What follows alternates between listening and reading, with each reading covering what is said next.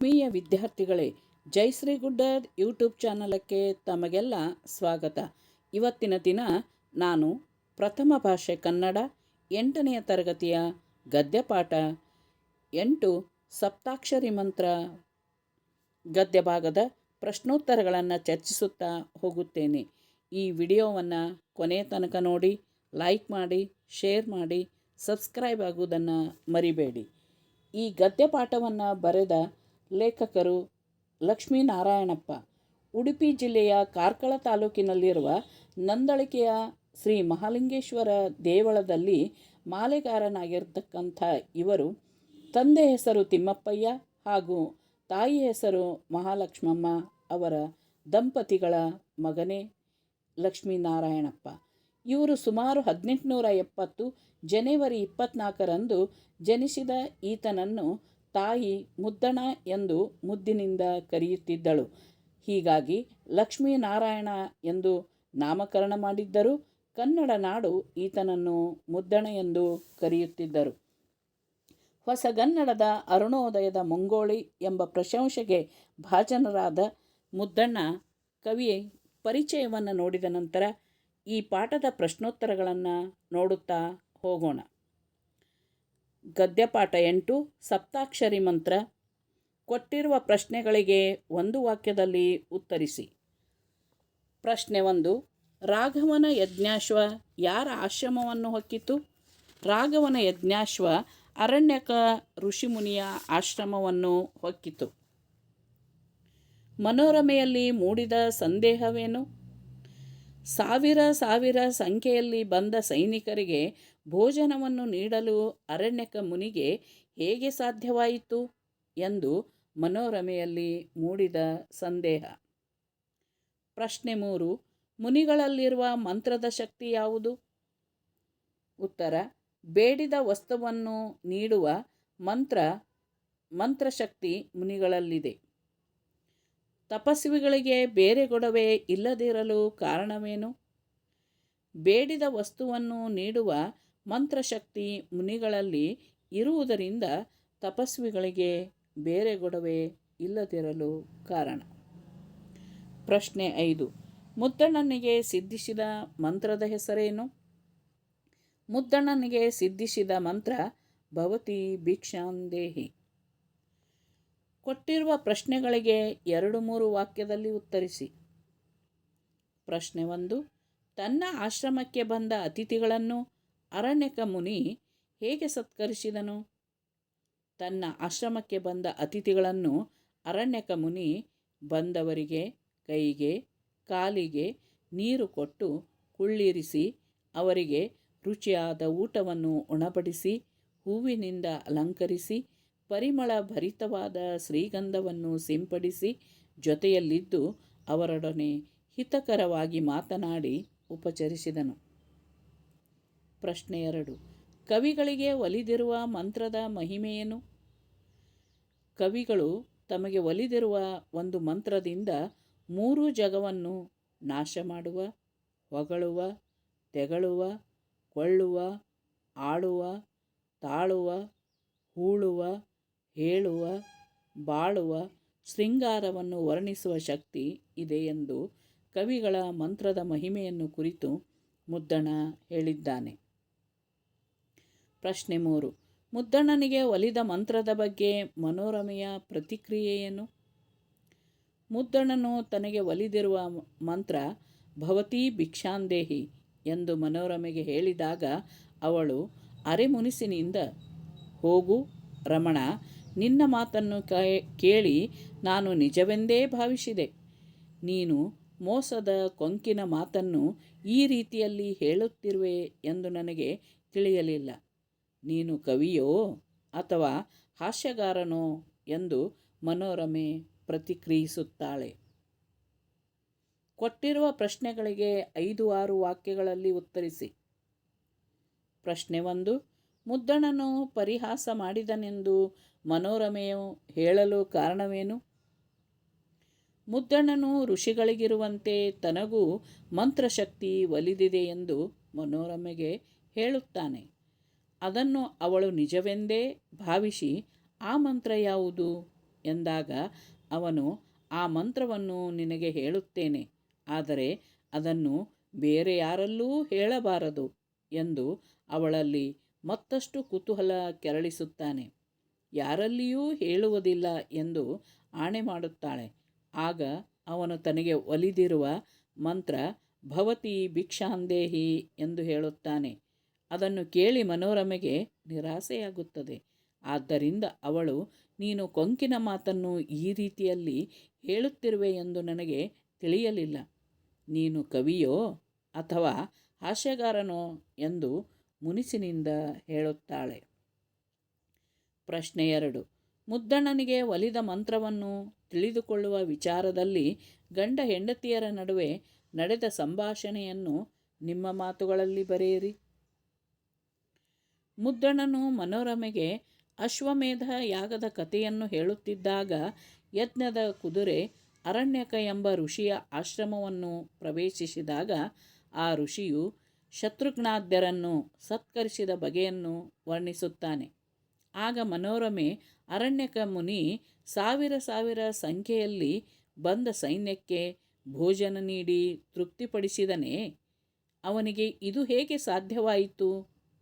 ಮುದ್ದಣ, ಮತ್ತೇನು, ಮುನಿಗಳ ಒಂದು ಜಪ ತಪ ಮಂತ್ರದ ಶಕ್ತಿ ಬೇಡಿದ ದ್ರವ್ಯವನ್ನು ಅಥವಾ ವಸ್ತುವನ್ನು ಕೂಡಲೇ ತಂದುಕೊಡುವುದು. ಅದಕ್ಕೆ ಮನೋರಮೆ, ಓಹೋ, ಜಪದ ಶಕ್ತಿಯ ಸಹಾಯ ಇರುವುದರಿಂದಲೇ ತಪಸ್ವಿಗಳು ಬೇರೊಂದರ ಚಿಂತೆಯಿಲ್ಲ. ನೀವು ಅಂತಹ ಒಂದು ಮಂತ್ರವನ್ನು ಹಿರಿಯ ತಪಸ್ವಿಯಿಂದ ಉಪದೇಶ ಪಡೆದುಕೊಂಡರೆ ಆಗುವುದಿಲ್ಲವೇ?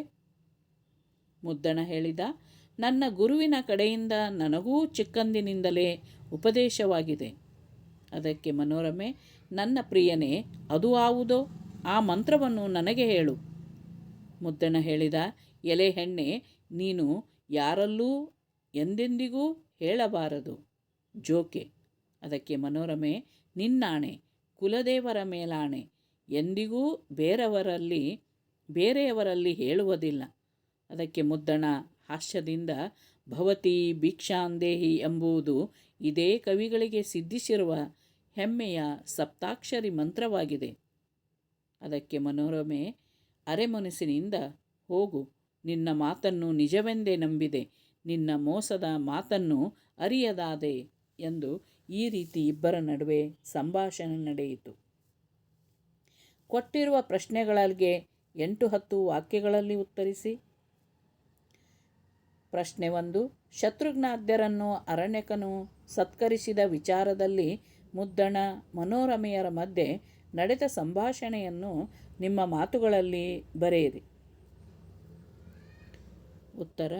ರಾಘವನ ಯಜ್ಞಾಶವು ಅರಣ್ಯಕ ಮುನಿಯ ತಪಸ್ವಿ ಪವಿತ್ರ ಆಶ್ರಮವನ್ನು ಪ್ರವೇಶಿಸುತ್ತಿರುವುದನ್ನು ಕಂಡು ಶತ್ರುಘ್ನ ಮೊದಲಾದವರು ಮುನಿಗಳ ದರ್ಶನಕ್ಕೆಂದು ಆಶ್ರಮದ ಒಳಗೆ ಹೋದರು. ಆಶ್ರಮಕ್ಕೆ ಆಗಮಿಸಿದ ಈ ಅತಿಥಿಗಳನ್ನು ಅರಣ್ಯಕ ಮುನಿಗಳು ಬಹಳ ಗೌರವದಿಂದ ಬರಮಾಡಿಕೊಂಡು ತಮ್ಮ ಆತಿಥ್ಯದಿಂದ ಸತ್ಕರಿಸಿದರು. ಹೀಗೆ ಕತೆ ಹೇಳುತ್ತಿದ್ದ ಮುದ್ದಣ್ಣನು ಇನ್ನು ಮುಂದುವರೆದು ಏನೋ ಹೇಳಬೇಕೆಂದು ಮಾತು ಮುಂದುವರಿಸುತ್ತಿರುವಾಗ ಮನೋರಮೆಗೆ ಮಧ್ಯದಲ್ಲಿ ಸಂಶಯ ಉಂಟಾಗಿ ಮುದ್ದಣ್ಣನನ್ನು ಮುಂದಿನಂತೆ ಕೇಳುತ್ತಾಳೆ. ಆಗ ಅವರಿಬ್ಬರ ಸರಸ ಸಲ್ಲಾಪ ಆರಂಭವಾಗುತ್ತದೆ. ಮನೋರಮೆಯು, ನನ್ನ ಚಲುವ, ಆತಿಥ್ಯ ಎಂದರೇನು? ಬರಿಯ ಬಾಯ ಉಪಚಾರವೇ ಎಂದಾಗ ಮುದ್ದಣ, ಅಲ್ಲ, ಬರೀ ಬಾಯ ಉಪಚಾರವಲ್ಲ, ಬಂದವರಿಗೆ ಕೈಗೆ ಕಾಲಿಗೆ ನೀರು ಕೊಟ್ಟು ಕುಳ್ಳಿರಿಸಿ ಅವರಿಗೆ ರುಚಿಯಾದ ಊಟವನ್ನು ಉಣಬಡಿಸಿ ಜೊತೆಯಲ್ಲಿದ್ದು ಅವರೊಡನೆ ಹಿತವಾಗಿ ಮಾತನಾಡಿ ಗೌರವಿಸುವುದು ಎನ್ನುತ್ತಾನೆ. ಆಗ ಆಶ್ಚರ್ಯಗೊಂಡ ಮನೋರಮೆ, ಹಾಗಿದ್ದರೆ ಸಾವಿರ ಲೆಕ್ಕದಲ್ಲಿದ್ದ ಅಷ್ಟೊಂದು ದೊಡ್ಡ ಸೈನ್ಯಕ್ಕೆ ಊಟ ಕೊಟ್ಟು ತೃಪ್ತಿಪಡಿಸಿದನೇ ಅವನಿಗೆ? ಅಂದರೆ ಅರಣ್ಯಕ ಮುನಿಗೆ ಇದು ಹೇಗೆ ಸಾಧ್ಯವಾಯಿತು ಎನ್ನುತ್ತಾಳೆ. ಅದಕ್ಕೆ ಮುದ್ದಣನು, ಮತ್ತೇನು, ಮುನಿಗಳ ಒಂದು ಜಪ ತಪ ಮಂತ್ರದ ಶಕ್ತಿಯೇನು ಕಿರಿದೆ? ಬೇಡಿದ ದ್ರವ್ಯವನ್ನು ವಸ್ತುವನ್ನು ಕೂಡಲೇ ತಂದುಕೊಡುವುದು ಎಂದು ಸಮರ್ಥಿಸುತ್ತಾನೆ. ಪ್ರಶ್ನೆ 2. ರಾಮಾಶ್ವಮೇಧ ಕೃತಿಯಲ್ಲಿ ಮುದ್ದಣ ಪರೋಕ್ಷವಾಗಿ ತನ್ನ ಬಾಳಿನ ಕಥೆಯನ್ನು ಬಿಚ್ಚಿಟ್ಟಿದ್ದಾನೆ ಎಂಬುದನ್ನು ಸಪ್ತಾಕ್ಷರಿ ಮಂತ್ರಪಾಠದ ಆಧಾರದಿಂದ ಸಮರ್ಥಿಸಿ. ಉತ್ತರ ನೋಡೋಣ. ರಾಮಾಶ್ವಮೇಧ ಕಥೆಯನ್ನು ಹೇಳಹೊರಡುವ ಕವಿ ಕಾವ್ಯದ ಮಧ್ಯದಲ್ಲಿ ತಮ್ಮ ಜೀವನದಲ್ಲಿ ವಾಸ್ತವತೆಯನ್ನು ಬಿಚ್ಚಿಡುವುದು ಒಂದು ವೈಶಿಷ್ಟ್ಯವೇ ಸರಿ. ಇದು ಮುದ್ದಣ ಮನೋರಮೆಯರ ಸಲ್ಲಾಪವೆಂದೇ ಖ್ಯಾತಿ ಪಡೆದಿದೆ. ಕಾವ್ಯ ಧರ್ಮದೊಳಗೆ ಜೀವನ ಧರ್ಮವನ್ನು ಬೆರೆಸಿ ಹೇಳುವ ಕವಿಯ ಕಲೆಗಾರಿಕೆಯನ್ನು ಮುದ್ದಣನಲ್ಲಿ ಕಾಣಬಹುದಾಗಿದೆ. ಎಷ್ಟೇ ಕಷ್ಟಗಳಿದ್ದರೂ, ಮನಸ್ಸನ್ನೇ ಸುಡುವ ಚಿಂತೆಯಿದ್ದರೂ ನವಿರಾದ ಹಾಸ್ಯ ಅವುಗಳನ್ನು ಸ್ವಲ್ಪ ಕಾಲ ಮರೆಯುವಂತೆ ಮಾಡುತ್ತದೆ. ಶ್ರೀ ರಾಮಾಶ್ವಮೇಧ ಕೃತಿಯಲ್ಲಿ ಮಡದಿ ಮನೋರಮೆ, ಅವಳ ನಿಜನಾಮ ಕಮಲಾಬಾಯಿ, ಅವಳೊಡನೆ ಸಂವಾದದಲ್ಲಿ ನಿರತನಾದಾಗ ವ್ಯಕ್ತವಾಗುವ ಮಾತುಗಳು ಮುದ್ದಣನ ಕಷ್ಟಜೀವನದ ಪ್ರತೀಕವೇ ಆಗಿದೆ. ಪ್ರಕೃತ ಗದ್ಯಭಾಗದ ಸಪ್ತಾಕ್ಷರಿ ಮಂತ್ರದ ಶ್ರೇಷ್ಠತೆಯ ನೆಪದೊಂದಿಗೆ ತನ್ನ ಹಾಗೂ ಅಂದಿನ ಕವಿಗಳ ದಾರಿದ್ರ್ಯವನ್ನು ಪರೋಕ್ಷವಾಗಿ ಮುದ್ದಣ ವ್ಯಕ್ತಪಡಿಸಿದ್ದಾನೆ. ಹೊರನೋಟಕ್ಕೆ ಕುತೂಹಲಕಾರಿಯಾಗಿಯೂ ಕಾವ್ಯಮಯವೂ ಆಗಿದ್ದರೆ ಒಳಗೆ ದಾರುಣ ವ್ಯಥೆಯನ್ನು ಕಥೆಯಲ್ಲಿ ಅಡಗಿರುವುದನ್ನು ಇಲ್ಲಿ ಕಾಣಬಹುದಾಗಿದೆ. ಸಂದರ್ಭ ಸಹಿತ ಸ್ವಾರಸ್ಯವನ್ನು ವಿವರಿಸಿ. 1. ಎನಗಿದಚ್ಚರಿ ಎಂತುಂಟು ಆರ್ತಂ. ಆಯ್ಕೆ. ಈ ವಾಕ್ಯವನ್ನು ಪ್ರೊಫೆಸರ್ ಜಿ ವೆಂಕಟಸುಬ್ಬಯ್ಯ ಅವರು ಸಂಪಾದಿಸಿರುವ ಮುದ್ದಣ ಭಂಡಾರ ಭಾಗದಿಂದ ಆರಿಸಿದ ಸಪ್ತಾಕ್ಷರಿ ಮಂತ್ರ ಗದ್ಯಭಾಗದಿಂದ ಆರಿಸಿಕೊಳ್ಳಲಾಗಿದೆ. ಸಂದರ್ಭ: ಈ ಮಾತನ್ನು ಮನೋರಮೆ ಮುದ್ದಣನಿಗೆ ಹೇಳಿದಳು. ವಿವರಣೆ ನೋಡೋಣ. ಮುದ್ದಣನು ಮನೋರಮೆಗೆ ರಾಮಾಶ್ವಮೇಧದ ಕತೆ ಹೇಳುತ್ತಾ ರಾಘವನ ಯಜ್ಞದ ಕುದುರೆ ಅರಣ್ಯಕ ಮುನಿಗಳ ಆಶ್ರಮವನ್ನು ಪ್ರವೇಶಿಸಿದಾಗ ಶತ್ರುಘ್ನ ಸಾವಿರ ಲೆಕ್ಕದಲ್ಲಿದ್ದ ಸೈನ್ಯಕ್ಕೆ ಮುನಿಗಳು ಹೇಗೆ ಸತ್ಕರಿಸಿದ ಬಗೆಯನ್ನು ವರ್ಣಿಸುತ್ತಿದ್ದನು. ಆ ಸಂದರ್ಭದಲ್ಲಿ ಈ ಮೇಲಿನ ಮಾತನ್ನು ಹೇಳುತ್ತಾಳೆ. ಸ್ವಾರಸ್ಯ ನೋಡೋಣ. ಮುನಿಯಾದವರು ಸಾವಿರಾರು ಜನರಿಗೆ ಸತ್ಕಾರ ಮಾಡಿದ ಪ್ರಸಂಗವನ್ನು ಕೇಳಿ ಮನೋರಮೆ ಅಚ್ಚರಿಪಟ್ಟಿರುವುದು ಇಲ್ಲಿ ಸ್ವಾರಸ್ಯವಾಗಿದೆ. 2ನೇ ಸಂದರ್ಭ: ಅಪ್ಪುದಪ್ಪುದು ತಪ್ಪೇಂ. ಆಯ್ಕೆ. ಈ ವಾಕ್ಯವನ್ನು ಪ್ರೊಫೆಸರ್ ಜಿ ವೆಂಕಟಸುಬ್ಬಯ್ಯ ಅವರು ಸಂಪಾದಿಸಿರುವ ಮುದ್ದಣ ಭಂಡಾರ ಭಾಗದಿಂದ ಆರಿಸಿದ ಸಪ್ತಾಕ್ಷರಿ ಮಂತ್ರ ಗದ್ಯಭಾಗದಿಂದ ಆರಿಸಿಕೊಳ್ಳಲಾಗಿದೆ. ಈ ಮಾತನ್ನು ಮುದ್ದಣ ಮನೋರಮೆಗೆ ಹೇಳಿದನು. ವಿವರಣೆ ನೋಡೋಣ. ರಾಮನ ಯಜ್ಞಾಶ್ವದ ಕುದುರೆ ಅರಣ್ಯಕ ಮುನಿಯ ಆಶ್ರಮವನ್ನು ಪ್ರವೇಶಿಸಿದಾಗ ಕುದುರೆ ಬೆಂಗಾವಲಿಗೆ ಬಂದ ಸಾವಿರಾರು ಜನರಿಗೆ ಸತ್ಕಾರ ಮಾಡಲು ಅರಣ್ಯಕ ಮುನಿಗೆ ಹೇಗೆ ಸಾಧ್ಯವಾಯಿತು ಎಂದು ಮನೋರಮೆ ಮುದ್ದಣನನ್ನು ಕೇಳಿದಾಗ ಮುನಿಗಳಿಗೆ ಹಲವಾರು ಮಂತ್ರಗಳ ಶಕ್ತಿ ಇದೆ ಎಂದು ಮುದ್ದಣ ಹೇಳುತ್ತಾನೆ. ಆಗ ಮನೋರಮೆ, ಓಹೋ, ಆದ್ದರಿಂದಲೇ ತಪಸ್ವಿಗಳಿಗೆ ಯಾವುದೇ ಚಿಂತೆ ಇಲ್ಲ ಎಂದು ಹೇಳಿದ ಸಂದರ್ಭದಲ್ಲಿ ಮುದ್ದಣನು ಮೇಲಿನ ಮಾತನ್ನು ಹೇಳುತ್ತಾನೆ. ಸ್ವಾರಸ್ಯ: ಮುನಿಗಳು ತಮ್ಮ ಮಂತ್ರದ ಸಿದ್ಧಿಯಿಂದ ಜೀವಿಸುವುದರಲ್ಲಿ ತಪ್ಪೇನೂ ಇಲ್ಲ ಎಂಬ ಮುದ್ದಣನ ಮನೋಭಾವ ಇಲ್ಲಿ ವ್ಯಕ್ತವಾಗಿರುವುದೇ ಇಲ್ಲಿಯ ಸ್ವಾರಸ್ಯ. ಪ್ರಶ್ನೆ 3. ಎಮ್ಮವರಂದಿರಿಕೆ ನಗುವ. ಆಯ್ಕೆ. ಈ ವಾಕ್ಯವನ್ನು ಪ್ರೊಫೆಸರ್ ಜಿ ವೆಂಕಟಸುಬ್ಬಯ್ಯ ಅವರು ಸಂಪಾದಿಸಿರುವ ಮುದ್ದಣ ಭಂಡಾರ ಭಾಗದಿಂದ ಆರಿಸಿದ ಸಪ್ತಾಕ್ಷರಿ ಮಂತ್ರ ಗದ್ಯಭಾಗದಿಂದ ಆರಿಸಿಕೊಳ್ಳಲಾಗಿದೆ. ಸಂದರ್ಭ: ಈ ಮಾತನ್ನು ಮುದ್ದಣ ಮನೋರಮೆಗೆ ಹೇಳಿದನು. ವಿವರಣೆ: ಅರಣ್ಯಕ ಮುನಿಗಳು ತಮಗಿರುವ ಮಂತ್ರದ ಶಕ್ತಿಯಿಂದ ಅತಿಥಿಗಳಿಗೆ ಸತ್ಕಾರ ಮಾಡಲು ಸಾಧ್ಯವಾಯಿತು ಎಂದು ಹೇಳಿದಾಗ ಮನೋರಮೆಯು, ತಪಸ್ವಿಗಳಿಗೇನು ಸಂಸಾರದ ಚಿಂತೆಯೇ? ನಿಮ್ಮಂತಹ ಕವಿಗಳು ಸಂಸಾರದ ಗೊಡವೆಯಿಲ್ಲದೆ ಹಾಳುಕತೆ ಬರೆದುಕೊಂಡಿರುವಿರಿ. ನೀವೂ ಕೂಡ ಹಿರಿಯ ಮುನಿಗಳಿಂದ ಮಂತ್ರಶಕ್ತಿಯ ಉಪದೇಶ ಪಡೆದುಕೊಂಡರಾಗದೆ ಎಂದು ಛೇಡಿಸಿದ ಸಂದರ್ಭದಲ್ಲಿ ಮುದ್ದಣನು ಈ ಮೇಲಿನ ಮಾತನ್ನು ಹೇಳುತ್ತಾನೆ. ಸ್ವಾರಸ್ಯ: ಹಿಂದಿನ ಕಾಲದಲ್ಲಿ ಕವಿ ಸಾಹಿತಿಗಳು ಸಾಹಿತ್ಯ ರಚನೆಯಲ್ಲಿ ಮುಳುಗಿದ್ದು ಬಡತನದಿಂದ ಸಂಸಾರವನ್ನು ನಡೆಸುತ್ತಿದ್ದ ಬಗ್ಗೆ ಅಲ್ಲದೆ ಮನೋರಮೆ ತನ್ನ ಪರಿಸ್ಥಿತಿಯನ್ನು ಅಪಹಾಸ್ಯ ಮಾಡುತ್ತಿರುವಳೋ ಎಂಬ ಸಂದೇಹ ಮುದ್ದಣನಲ್ಲಿ ವ್ಯಕ್ತವಾಗಿರುವುದೇ ಇಲ್ಲಿಯ ಸ್ವಾರಸ್ಯ. 4ನೇ ಸಂದರ್ಭ ಸಾಲ್ಗುಮಿ ಪರಿಹಾಸಂ. ಆಯ್ಕೆ: ಈ ವಾಕ್ಯವನ್ನು ಪ್ರೊಫೆಸರ್ ಜಿ ವೆಂಕಟಸುಬ್ಬಯ್ಯ ಅವರು ಸಂಪಾದಿಸಿರುವ ಮುದ್ದಣ ಭಂಡಾರ ಭಾಗದಿಂದ ಆರಿಸಿದ ಸಪ್ತಾಕ್ಷರಿ ಮಂತ್ರ ಗದ್ಯ ಭಾಗದಿಂದ ಆರಿಸಿಕೊಳ್ಳಲಾಗಿದೆ. ಸಂದರ್ಭ: ಈ ಮಾತನ್ನು ಮುದ್ದಣ ಮನೋರಮೆಗೆ ಹೇಳಿದನು.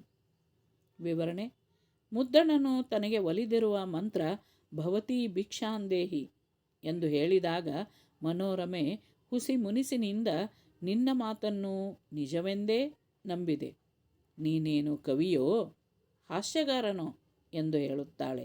ಆ ಸಂದರ್ಭದಲ್ಲಿ ಮುದ್ದಣನು ಈ ಹಾಸ್ಯ ಇಲ್ಲಿಗೆ ಸಾಕು, ಮುಂದಿನ ಕಥೆಯನ್ನು ಕೇಳು ಎಂದು ಕಥೆಯನ್ನು ಮುಂದುವರಿಸುತ್ತಾನೆ. ಸ್ವಾರಸ್ಯ ನೋಡೋಣ. ಇಲ್ಲಿ ಮುದ್ದಣನ ಹಾಸ್ಯ ಪ್ರಜ್ಞೆ, ಮುದ್ದಣ ಮತ್ತು ಆತನ ಪತ್ನಿಯ ನಡುವಿನ ಸರಸ ಸಲ್ಲಾಪಗಳು ಸ್ವಾರಸ್ಯಕರವಾಗಿ ಮೂಡಿಬಂದಿರುವುದೇ ಇಲ್ಲಿಯ ಸ್ವಾರಸ್ಯ. ಮೊದಲೆರಡು ಪದಗಳಿಗೆ ಇರುವ ಸಂಬಂಧದಂತೆ ಮೂರನೆಯ ಪದಕ್ಕೆ ಸಂಬಂಧಿಸಿದ ಪದವನ್ನು ಬರೆಯಿರಿ. ಮೃಷ್ಟಾನ್ನ ಸವರ್ಣ ದೀರ್ಘ ಸಂಧಿ, ಒಡನಿರ್ದು ಲೋಪಸಂಧಿ.